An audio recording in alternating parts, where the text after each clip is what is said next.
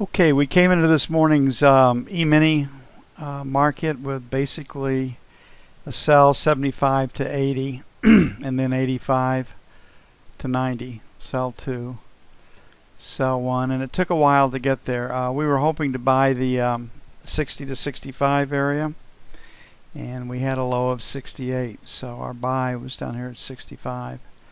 And we had a trading range somewhat covered by today's news, the CPI. The CPI numbers could come in and give us a clue as to the Fed's next move. So the market got nothing but buying from this point on. Every category, every classification of volume that we look at, all went long on this same bar here, and the market breaks out and goes up and gets up into pretty close to our second sell band. Structural resistance was 82 to 87, so we've been up to 84.50. So not quite there yet, but we could close there. Got to move out of a high volume area, but just a quick review of the trade. V top, loser. S trade, winner. Retest failure. V bottom, winner. Retest failure trade right here, winner. B, winner. No trade in here. Retest failure, scratch, move the stop to break even. This B was a winner, and then this retest failure trade right here, move the stop to break even on the third bar, would be a 0. This retest failure trade plus this S a loser, this B a winner, this S a winner, this retest failure B a winner. So you got two losers when you look at the whole screen that way, and you have to sit back and ask yourself, hell, I don't know which way the market's going, and I sure can't figure out what's coming next, but the software or our methodology can work for you and take a lot of that pressure off of you. Tomorrow the day arrives, the FOMC rate decision. The markets, the financials, the Fed funds are saying a 30% chance of Fed raising rates tomorrow. The E-mini is saying they're not going to raise rates, and the treasuries don't know if they're off today because of the E-mini or because they think the Fed might raise rates tomorrow. And Fitz probably has the best reason for raising rates. Fed will save face, keep their credibility. And you're being kind, Fitz. So on our F1 screen, higher low, higher high, buy. That's what this screen says. Looking at the F2 screen, very, very strong P, excuse me. It will reinforce the buy recommendation, and you can just see right here, we put all this together, and we just have a very, very strong P. So if we were to close the market right here, would be selling failure to take out 84, 86. Then our next sell would be in the 90, 95 area. On the buy side, we'd be trying to buy the 74, 76 area, buy 1. And then the 68 to 70 area, buy 2. And we do have the FOMC rate announcement tomorrow. So and we do have early news. We got housing starts 1.168. Number could come in higher than forecast. Permits 1.160 could come in higher than forecast. Jobless claims, the default number 275.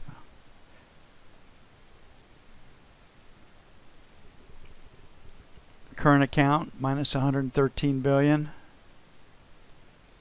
Nice deficit that we're running. It's about $1 trillion a year rate right there. Philly Fed could come in lower than forecast at 6.3. Now the Philly Fed and the New York Empire Manufacturing Survey can split. They don't necessarily come in at the same. And then natural gas inventories, we'll pick that up tomorrow. Probably the tune is 75B. That's where it has been. So the focus will be starts and permits than Philly Fed. I think the jobless claims numbers will be lost with the housing starts. So that's how I see tomorrow's market. The easiest trade to see is failure to take out 85.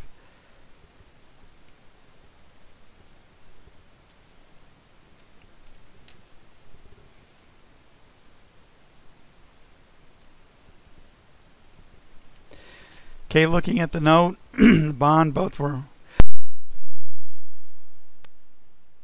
heavily sold this morning. A lot of that was from the strength in the E-mini. So the F1 screen on the note, inside day, we weren't able to take out and break yesterday's lows. And that quite often is the case. So this screen says trading range.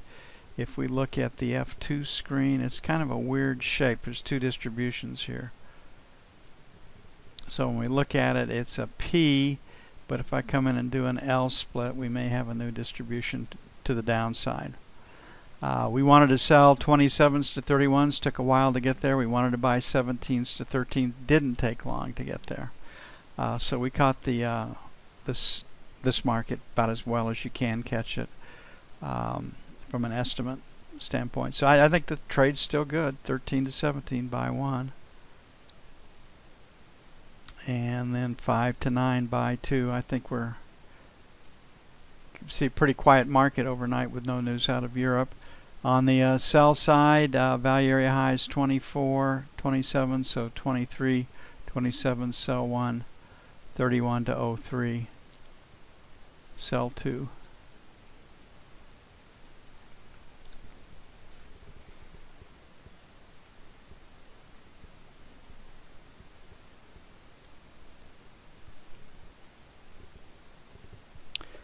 Okay, the 30-year, the knob spread came in even more today. That baby's just getting worked over to a fairly well. And it shows. So multiple distributions lower.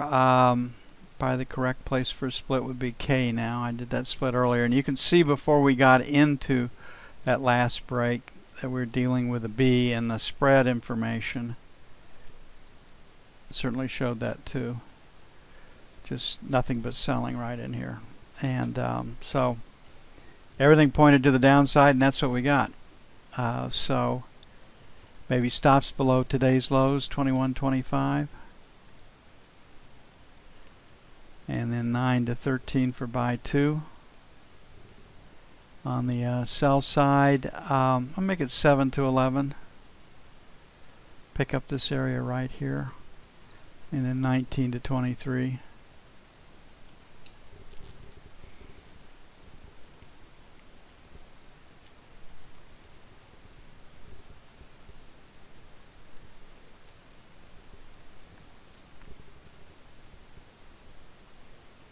Gold's pretty interesting. Gold turned in a very interesting day today, given the news and given how it normally reacts to news. It kind of separated itself. So I said this morning I didn't really know what was going on, and I still don't. So don't know what it has to do with the FOMC. So they've got a higher low, higher high, strong close.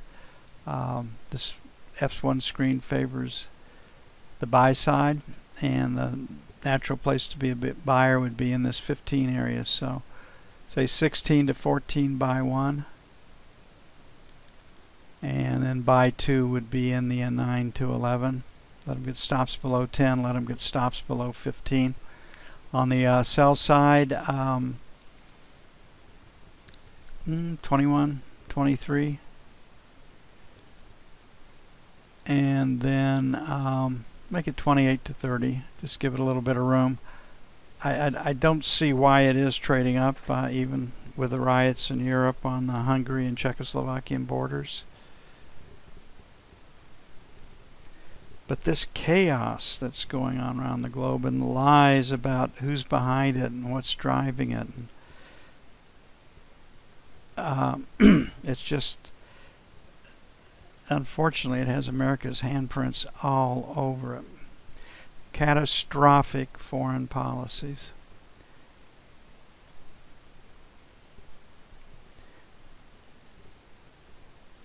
And all those wasted Ivy League educations. Imagine that, all that brain power locked up in those rooms and the decisions that they came to.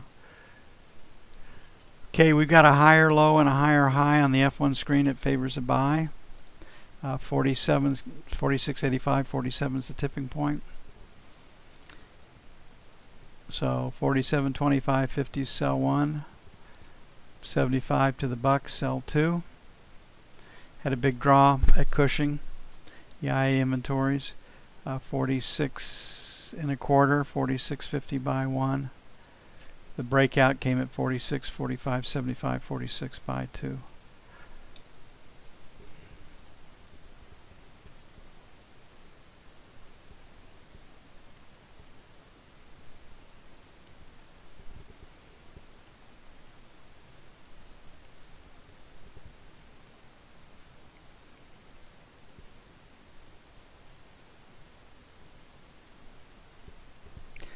And last but not least, the euro says that the Fed is not going to raise interest rates tomorrow. Like I said, when the currency traders and the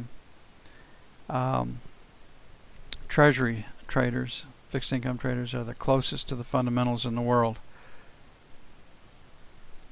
And we had a pretty strong day. We ran into resistance that's come off. So looking at the F1 screen, we can still sell. We can't get to that 1350 area. And I've got a lower low right here. So the F1 says it can sell tomorrow. If we look at the F2, you're going to see a pretty strong P.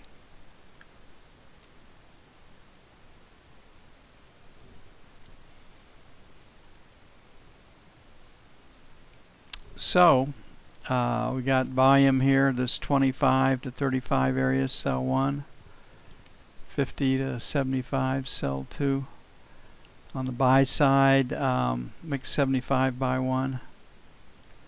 And then 50 buy 2.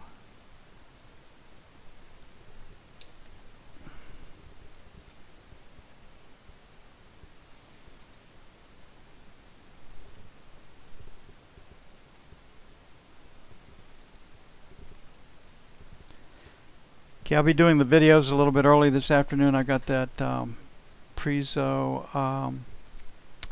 webinar to do at 3:30, so I need to get stuff out of the way. So don't be surprised if I take over the screens and you hear me talking, okay? Y'all have a great evening. I'll see some of you at the webinar this afternoon right here in this room. If not, we'll see you bright and early in the morning. I'm out of here.